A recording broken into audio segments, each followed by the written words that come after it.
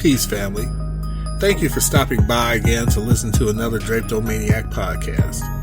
This is Ayapo Yapa, the HDIC, that is, the head Drapetomaniac in charge. And we're here to have conversations on how to get off this plantation. Well, it looks like there may be another small inadequate stimulus check in our future. And in January, Medicare for All might be brought up on the floor for a vote, if Nancy Pelosi wants to keep her job without any hassles, that is. There's even some talk about doing something for our people, as there always is. Talk, I mean. But don't let that deceive you.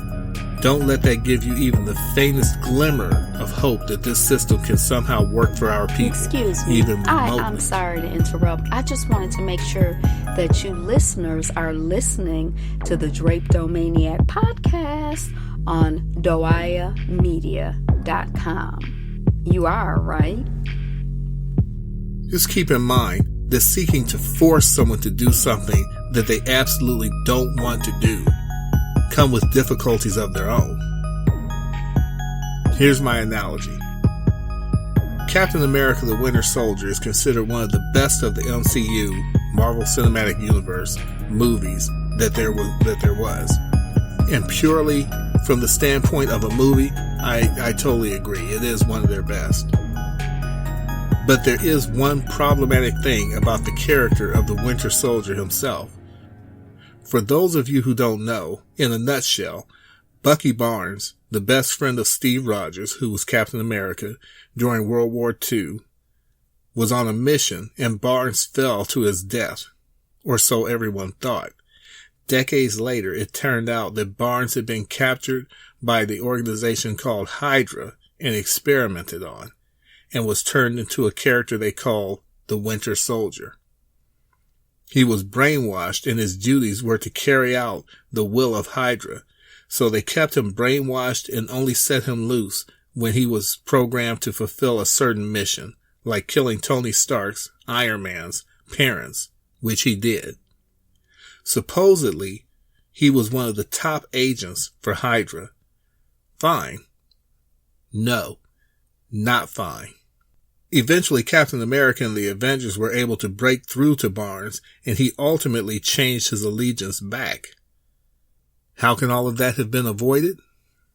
Instead of taking someone who was not an ally to them and who they had to keep in a constant state of brainwashing, why not choose one out of the thousands of members that they had, a true believer, someone who was 100% on board for the cause? And from the outside of them to the core of their being, they were for Hydra. Why not take one of them and make them the Winter Soldier? Problem solved. No brainwashing and monitoring necessary. No worries about having their mind control broken. The point I'm making is that there's a lot of talk about forcing issues through the government and so on. But at the end of the day, anything that is forced is not sustainable. If my wife and I are forcing our marriage to work, at some point the act of forcing it will actually be what causes it to wear out. Or the very thing creating the force will wear out itself. That's not to say that marriage doesn't take a degree of work, but that should not be forced or like a chore. If something fits naturally, it will just sit in its natural place. And in most cases, it would take some kind of force to displace it. How much of an ally are you, or what is your allegiance worth, if I have to force you to do something that by nature should just be the right thing to do? On the contrary, the fact that you resist what is right shows the depths of your depravity, because you are in essence exerting force against a natural order. In other words, say I wasn't taking care of my child or my children, and people were coming together to make me live up to my responsibilities, and I resisted that to the point that they had to take extreme measures to force me to do it. Not only would that not be sustainable, because I would be constantly looking for a way to make it stop, but it would also reveal everything you needed to know about me, and that I was so averse to doing what is right and natural that I would struggle against it. And that means something. Whether the government passes Medicare for all or not, whether it passes any legislation that helps regular people or not, still shows everything that we need to know about this government. The fact that they push so hard against anything that will help regular people shows that not only are elected officials not on our side, it's so much worse. They're actually working against us. And I say that based upon the fact that pushing back against what is right is active resistance, not passive. We must change our vocabulary and thought processes when it comes to these things. We've been taught to use innocuous terms like the politicians aren't doing anything to help, or that they don't care, or that they're doing absolutely nothing. I recognize that I myself have been using and saying these same terms.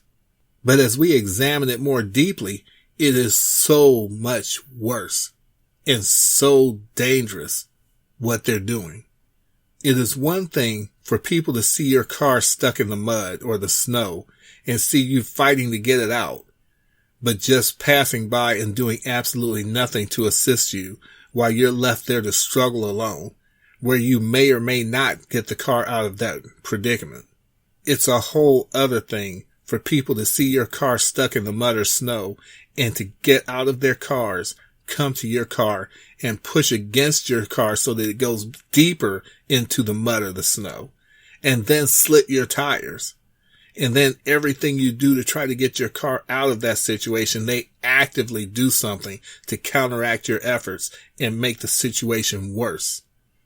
That is the system that we're dealing with. I'm saying that these entities in positions of power are not passively doing harm to average people. They aren't doing nothing. They are actively seeking to harm us, to make sure that we have nothing. From Trump and Biden on down, they are passing laws, rules, regulations, bills that are designed to harm us. Designed to harm us. Take the time to follow some of the debates that are going on in Washington. As I speak, the discussion over Medicare for all is not even a thought in their minds, though the plan proposed by commentator Jimmy Dore to force it, there goes that word again, is gaining traction among those who have the power to actually make it come to fruition and are strongly in opposition to it. Then there's the discussion about another stimulus check, which is being fought against just as fiercely by leadership on both sides of the aisle. Democrats and Republicans fighting tooth and nail against giving something to people who are in desperate need, while at the same time making sure that the military-industrial complex and the 1 in 10% just keep getting money showered on them like rain. Both of those things would work as safety nets for Americans and would make the United States one of the industrialized countries that have it. Right now, the U.S. is the only country in that category that does not have universal health care and which has not given every citizen stimulus money every month. What the American people received with that one-time stimulus check 8 months ago is less than some countries are giving to their citizens monthly since the start of the quote-unquote pandemic. And I want to make sure you understand what I'm saying. The United States gave its citizens $1,200 one time, while there are some countries that have been giving their citizens up to $2,000 every month. Some countries have provided below the $1,200 a month, but are providing that lower amount every month until things level out. In the meantime, the government leadership, made sure that millionaires and billionaires got the biggest piece of the pie. And to give you some perspective, what they gave the people would be the equivalent of giving everyone 1 acre of land to share. And what they gave the 1 in 10% was like giving them a state, a big state, like Texas. I'm saying all of this because even if something does come through, even if the door plan works, even if ADOS is even moderately successful, the problem that remains and will always remain is that what is being done, the right thing, is being forced upon them and is therefore unsustainable. Unless, of course, the goal is to spend every moment of every day making sure that those in power don't revert back, which they would perpetually be seeking ways to do. Just like my analogy of the Winter Soldier, he was not inherently predisposed to act on the behalf of his enemy, and as soon as the opportunity presented itself, he reverted back to his natural state. That would be the system that we'd be dealing with if these entities even gave us some kind of temporary relief. They would forever be seeking ways to get that boot planted firmly back on our neck, and we would never be able to let down our guard. Quiet as it's kept, I actually get upset when I see what looks like quote-unquote progress for our people within this system. Ayapo, shouldn't you be happy when these things are put in place for us? Or they start having serious discussions about reparations and real equality for our people? No, I'm not. I actually feel the opposite of hope, happiness, and optimism when I see these things. Because I've gotten it deep down in my spirit exactly what it is that we are dealing with. Back to the casino analogy I love to use. You're in a casino in which I know every game is rigged, and I go inside telling you every game is rigged, and that it is impossible for you to win in there. I beg and plead with you to come out and leave the casino so that your time, energy, effort, and money can be put towards something that can actually help you instead of losing it to the rigged casino. Eventually, after hours and hours of me watching you lose your money and stand before the various games and slot machines in frustration because you keep losing, and as you put one more quarter into the slot machine, you look at me and say, Ayapo, I think you're right. I'm ready to get the hell out of here. This place is rigged. To which I say, great, let's get out of here. So I turn to walk away, confident that you're behind me. But I forgot you just put a quarter in before you told me that you had enough. So I hear you behind me pull down that lever for what I'm hoping is the last time. And I hear the sound of each window recognizing a bell, a piece of fruit, or the word bar. And suddenly I hear the sound of bells and whistles behind me and the sound of quarters falling into a tin scoop at the bottom. And I don't even bother to turn around because I know what just happened. And I just hear you cheering and calling out to me, see, Ayapo, these games aren't all fixed.